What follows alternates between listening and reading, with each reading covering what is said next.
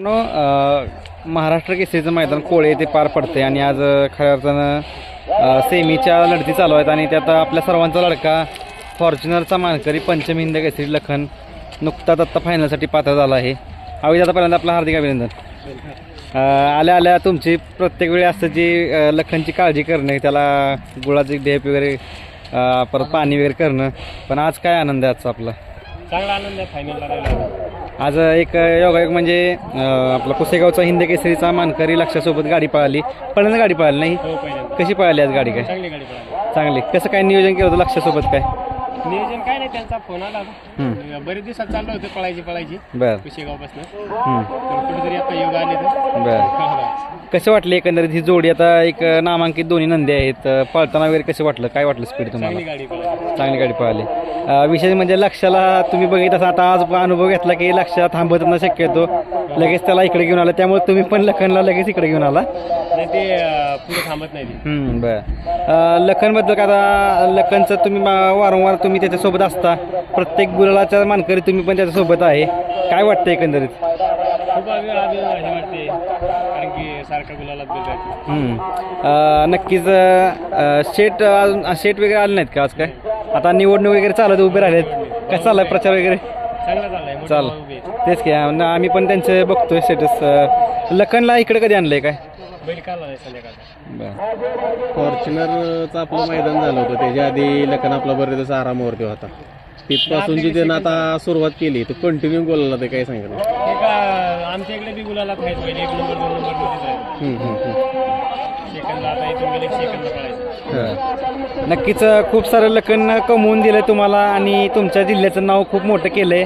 आणि विशेष म्हणजे लखन इकडे येऊन खूप सारं तुमचं नाव करतो, एक वेगळा आनंद असतो. आणि तुम्ही ह्या सोहळ्यात सहभागी होता, एका आनंदमय वातावरण असं तुमचं. कसं वाटतं एकंदरीत इकडं पळताना? जे कारण इकडचं इकडचं भारी वाटतं पळताना. बरं. काय सांगाल लक्षाबद्दल? काय सांगाल? आता ही आज जोडी खरं तर जुटून पळाली आणि चांगलं स्पीड लागलं जोडीला. कोळेचं मैदान पारंपरिक आहे मैदान, कसं वाटतं एकंदरीत? भारी वाटतंय. पहिल्यांदाच या मैदानात पळायला आलो आणि फायनलला राहिलो. नक्कीच खूप साऱ्या शुभेच्छा असतील तुम्हाला. फायनलचा फेरा पण व्हायचे. शुभेच्छा असतील तुम्हाला या फायनलच्या फेऱ्यासाठी. धन्यवाद. त्यांना लावा, त्यांनी उत्तर देते. पहिल्यांदा हार्दिक अभिनंदन. गावचं मैदान आहे, घराशेजारचं मैदान आहे थोडक्यात. काय सांगाल आज फायनलला गाडी एक अशी सुंदर पळाली, म्हणजे एक टांग्यानं लागली गाडी, काय सांगाल आज? आता कसं झालं, आपल्याला सचिन ती गाडी पळवायची होती, पण सचिन जरा आजारी झाल्यामुळं मी बी जरा एक करून आम्ही नकोच मानले आलं ना पळवायला बैल आपल्याला. चव्हाण साहेबांचा फोन आला परवा.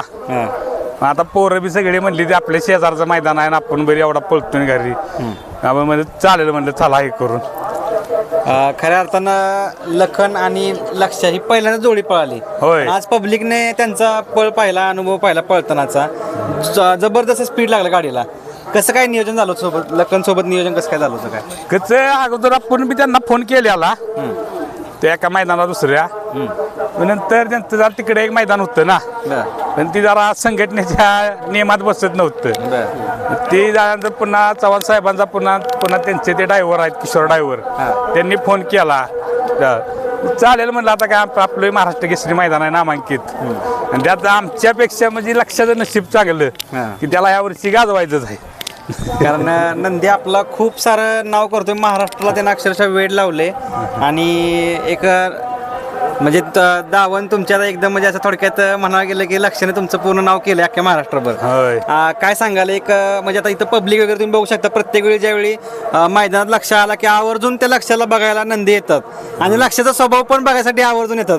कारण आज बघायची तुम्ही फायनलला जाताना पण एकदम आपलं लांब उभं राहिला होता, कारण तुम्हाला ही स्वभाव माहिती, सगळ्या आता पब्लिकला पण लक्षाचा स्वभाव माहीत झालाय. पण लक्ष तसा म्हणजे वागतो पण तसा पण नंबर पण करतो.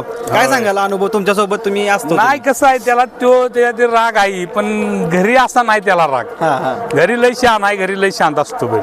म्हणजे अक्षरशः त्याला कोणी जवळ वाजवताना वगैरे आलं तर तुम्ही त्याला इतकी काळजी करता की बाजूला लगेच तुम्ही तिकडून हे करता त्याला? नाही, कसं आहे काळजी करा, तो बी गरम आहे, त्याला बी लागून घेणार, लोकांना बी लागणार, त्याला म्हणजे दुसरा अनोळखी माणूस जवळ आलेला कपत नाही. शेट आता बघायला गेलं तर लक्ष कुठंतरी त्याची एक वेगळी छाप या बैलगाडी क्षेत्रात पाडतोय. आपण म्हणत असतो हा बैल ह्याच्यासारखा पोहतो त्याच्यासारखा पोहतोय, पण लक्ष आता कुठंतरी एक निकालाचा वाशा म्हणून त्याच्याकडे आता बघितलं जातं की कुठलंही मैदान असू द्या, गट असू द्या, सीम असू द्या, फायनल आपण बघतोय जेवढी निकाल रेषा जवळ येईल तेवढं डबल स्पीड लक्षाला होते. काय सांगाल?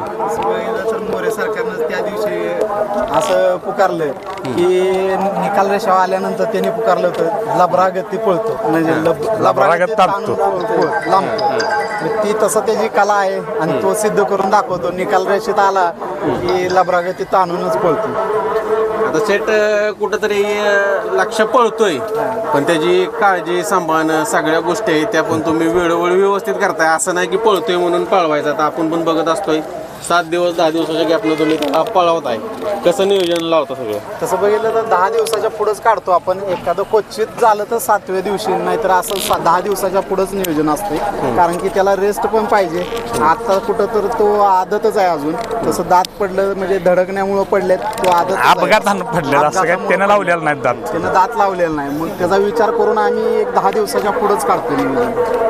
तसेच बघायला गेलं तर आता लक्ष पळतोय, नाव करतोय, काळजी पण तुम्ही त्याची तेवढीच घेताय. पण कुठंतरी एक लक फॅक्टर म्हणतो आपण, तसं बघायला तरी पाटील असतील, तुम्ही असाल, तुमची टीम असेल, लक्ष देखील तुम्हाला तेवढ्याच लाभला. आणि जेवढे आतापर्यंत मोठी मैदान झालेत प्रत्येक मैदानात तुम्हाला गोलाल घेऊन दिला की त्याची तुम्ही अपेक्षा पण केली नसेल. काय आम्हाला लक फॅक्टर म्हणजे माणसं चांगली भेटत गेले आणि त्याच्यातच लक आमचं लागत गेलं.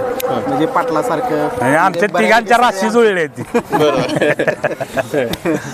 आता तसं बघायला गेलं तर शेट आता पाटलांचा स्वभाव पण तसा आहे आणि तुमचा पण स्वभाव त्यांच्यासारखा आहेच. मिळून जुळून सगळं चालतंय, सगळ्या गोष्टी समजूतदारपणे होत्यात.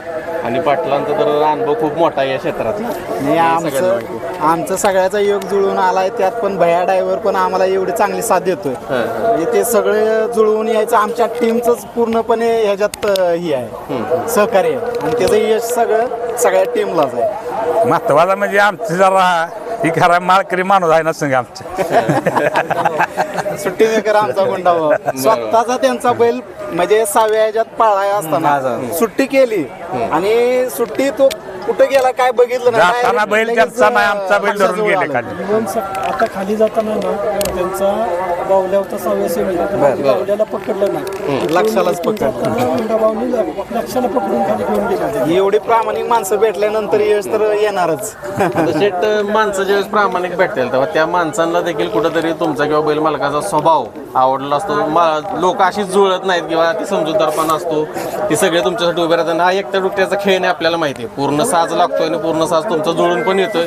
सगळे एकमेकाच्या कॉम्बिनेशनमध्ये आहेत आणि त्याचा रिझल्ट तुम्हाला बघायला मिळतोय. हे सगळ्याला बघायला भेटते. म्हणजे हा कोंबो म्हणजे आपल्याला मोठ्या मोठ्या नामांकित मैदानामध्ये यश मिळवून देते. म्हणजे त्याचं सगळं टीमलाच श्रेय आहे आपलं. शेट त्यात आपण आज पण बघितलं की डॉक्टर आहे तुम्ही, पाटील आहेत. आज ज्या एका म्हणजे नवीनच नंदी आपल्या इथं सेकंदामधून पळायले होते, त्यांचा आपला कसल्याही प्रकारचा परिचय नसून देखील एक माणूस की म्हणून तुम्ही सगळ्यांनी त्यांना आज एक मदत केली.